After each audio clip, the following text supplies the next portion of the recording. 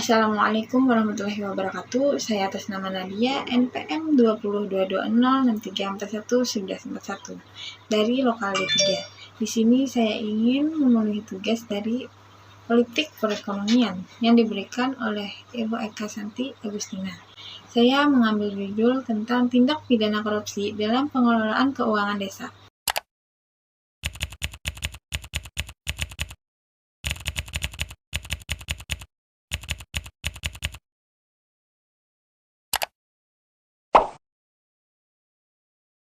Korupsi sejak lama terjadi di Indonesia. Praktik-praktik seperti penyalahgunaan wewenang, penyuapan, pemberian uang pelicin, penguatan liar, pemberian imbalan atas dasar kolusi dan nepotisme, serta penggunaan uang negara untuk kepentingan pribadi oleh masyarakat diartikan sebagai suatu perbuatan korupsi dan dianggap sebagai hal yang lazim terjadi di negara ini. Ironisnya, walaupun usaha-usaha pemberantasannya sudah dilakukan lebih dari 4 dekade, praktik-praktik korupsi tersebut tetap berlangsung. Bahkan ada kecenderungan modus operandinya lebih canggih dan terorganisir, sehingga makin mempersulit penanggulangannya. Pada awalnya, penyebab korupsi adalah kemiskinan, sehingga kemiskinan menjadi akal dari masalah korupsi. Hal ini terlihat dari ketidakseimbangan pendapatan dan pengeluaran konsumtif dari penyelenggaraan negara. Namun, paradigma tersebut telah bergeser karena ternyata perbuatan korupsi itu sendiri telah mengarah pada sektor swasta atau konglomerat dan birokrat tinggi yang level kehidupannya telah bergelimbang dengan kekayaan, terutama untuk pengelolaan keuangan di desa.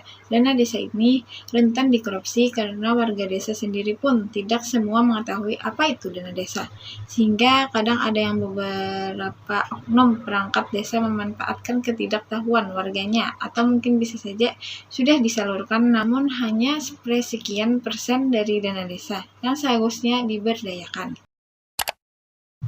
Selain itu, kurangnya pengawasan dari Inspektorat Desa selain pengawasan keuangan eksternal juga menjadi salah satu penyebab adanya tindak korupsi pada dana desa. Dalam kasus korupsi dana desa pula yang dilakukan adalah permainan anggaran pada proses perencanaan dana desa dan pencairan dana desa.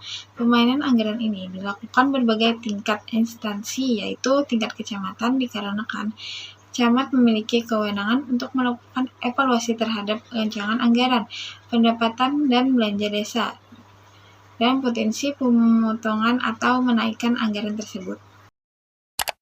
Faktor-faktor yang mempengaruhi korupsi dana desa terjadi disebabkan minimnya kompetensi aparat pemerintahan desa dan tidak adanya transparansi dan pengawasan.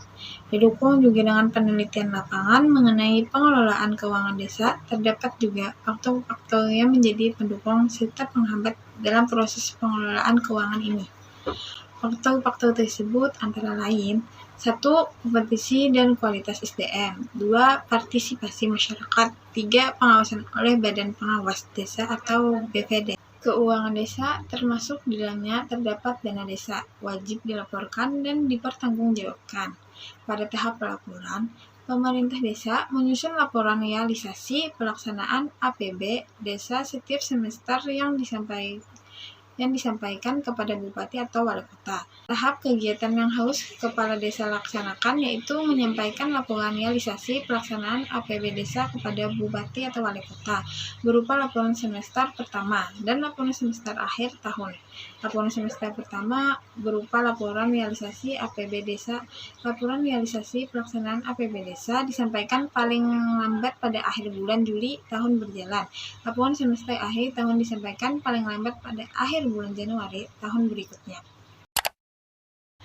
Sementara itu, dalam sosialisasi pelaksanaan Undang-Undang Nomor 6 Tahun 2014 tentang Desa mengemukakan bahwa penggunaan dan pemanfaatan wilayah desa sebagai sumber daya desa adalah dalam rangka penetapan kawasan pembangunan sesuai dengan tata ruang kabupaten atau kota.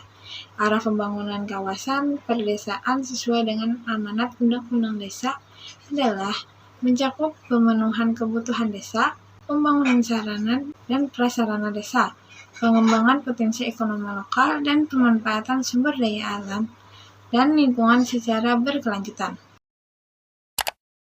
Oleh karena itu, sesuai dengan Undang-Undang Desa, bahwa pembangunan kawasan perdesaan menjadi bagian penting dalam pembangunan desa. Termasuk di dalamnya adalah pengelolaan sumber daya alam desa.